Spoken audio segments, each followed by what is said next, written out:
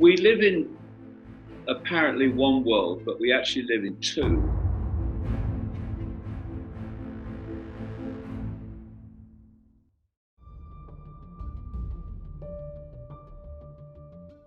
We live in apparently one world, but we actually live in two.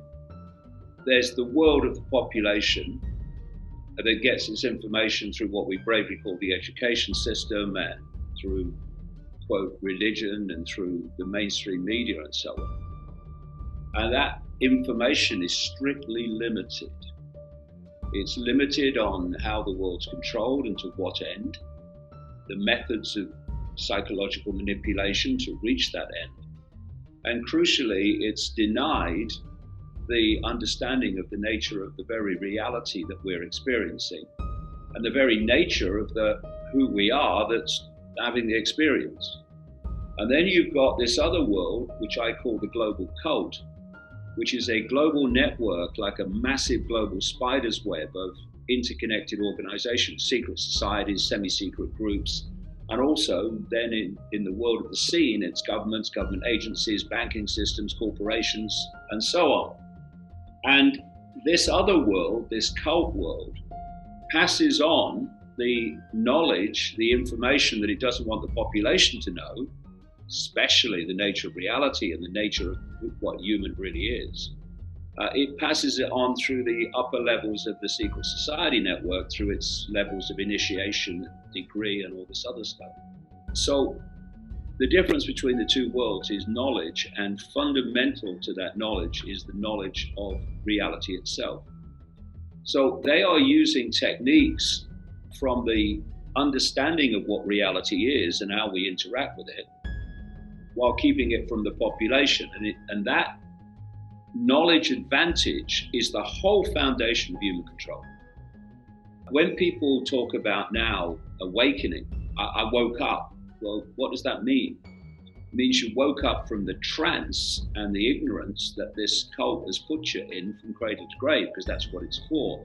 That's why the education system is not about education, it's about indoctrination, it's about suppression of education.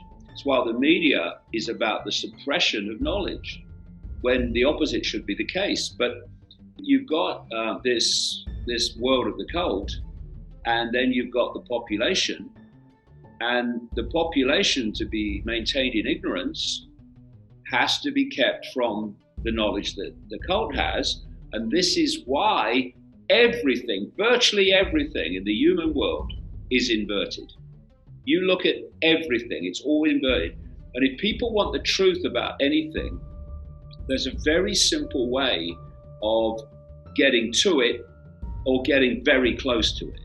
And that's whatever authority tells you, reverse it, invert it, and then you'll have the truth. When these elite multi-billionaire members of the cult, agents of the cult, say they care about you, well, of course you invert it, and then you realize what you're dealing with. So the key to human control is to persuade us that we are what we see, that the world of the scene, which the five senses decode into this reality, is basically all there is. And if you don't buy that, then there's some judgmental God who's watching everything you do, and woe betide you if you don't do what he says, and it's always a he anyway. So if you can understand from the cult point of view how reality works and how we interact with it, and you keep it from the population, you have the foundation of the ongoing control until the population wakes up to its true nature. So first of all, when you ask people, when you look through your eyes, can you see everything there is in the space you're looking at? And most people say, yeah, of course I can. See everything what's in the room. But you can't, because the band of frequency that humans can visually perceive is so narrow, it's bloody laughable. It's called visible light. And according to mainstream science, the electromagnetic spectrum, which is basically this reality, is 0.005% of what exists in the universe, one of infinite universes. And visible light, which is the only thing that we can see, everything I can see now is within that band of visible light, is a smear, and it is a smear, tiny smear, of the 0.005%. So when you look through your eyes, you're not seeing a world, you're seeing a band of frequency. And this opens up so many mysteries, or answers them, that otherwise would be mysteries. So you are perceiving this narrow band of visible light, and beyond it is infinity. It's like you are on a television station, one television station, and all the other television stations exist in infinity, but you're only tuned to this one. So that's all you perceive. And one of the foundations of the control is to get you to believe that that's all there is. There is nothing else. That's all there is. And this is what mainstream science is all based on, basically trying to get people to believe that nonsense. So, for instance, in terms of mysteries, when people say they saw an entity appear out of nowhere and then disappear into nowhere, or they saw some spacecraft appear out of nowhere and then disappear, to the five sense mind, what I call body mind, that's impossible.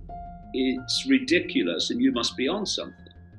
But when you come from this perception of this band of frequency, which is all we can see, what's happening is the entity or the spacecraft is coming out of frequency bands, dimensions, whatever you want to call them, that we can't see, and it enters the band that we can see.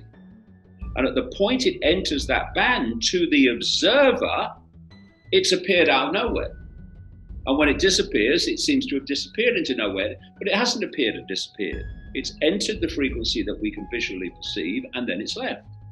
And so that's just one example of how the world of mystery is not a world of mystery anything to the same extent once you realize that what we're being told about reality is a nonsense.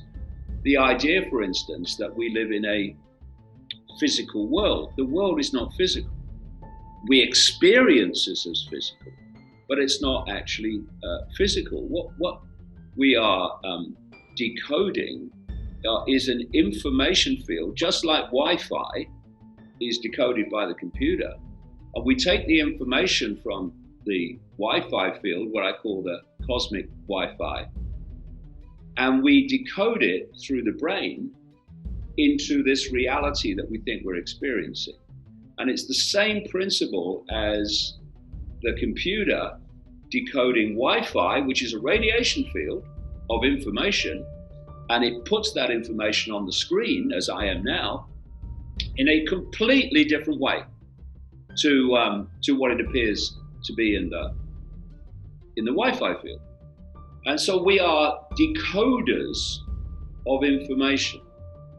And the idea is to manipulate our sense of identity and our sense of the world, so that what we're decoding as a 3D holographic, illusory physical reality is all that there is, and that the nature of the I is that which you see and that which you directly experience. So you are a human body. That's who you are.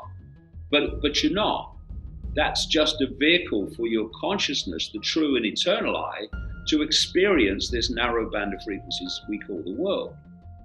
And if you can be focused and your attention focused only in the five senses, when you are actually infinite awareness, going way, way out into higher and higher frequencies of understanding, of knowledge, of perception, of awareness and intuition, but you're only focused in the five senses, then you're operating on a fraction, a tiny fraction of your true and infinite self and your true and infinite potential. And that's the whole foundation of the conspiracy, as I've been saying for decades. It's to isolate our attention and our self-identity only in the five senses so that we are untouched by an influence of our expanded states of awareness. And so what they want us to do is to identify the I with the labels of a human life, the IMRs, as I call them. And all these labels, if you self-identify with them, are pulling your focus of attention only into this narrow band of frequency we call the human world. And when you do that, like I say, you shut off the influence of expanded states of awareness. And so what we call awakening is when people break out of that five sense prison cell and start to access more and more of their consciousness outside of the body-mind reality. And that's why when people say, I started to awaken, I started to wake up, they start to see the world in a completely different way.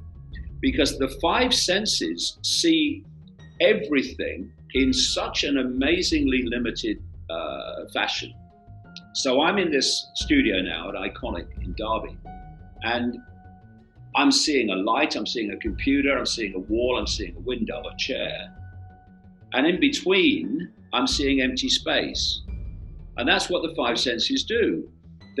Their perceptual frequency band is limited to what we call form, the frequency of what we call form, things. And because it's limited to that, all the five senses can see are things, forms. What it can't see, because it perceives it as empty space, is that in what it sees as empty space, that's consciousness, that's energy, that's information, that's the Wi-Fi field, the cosmic Wi-Fi field. And everything, whether it's you and me or all the humans, all the animals, all the trees, everything is connected by this unified field.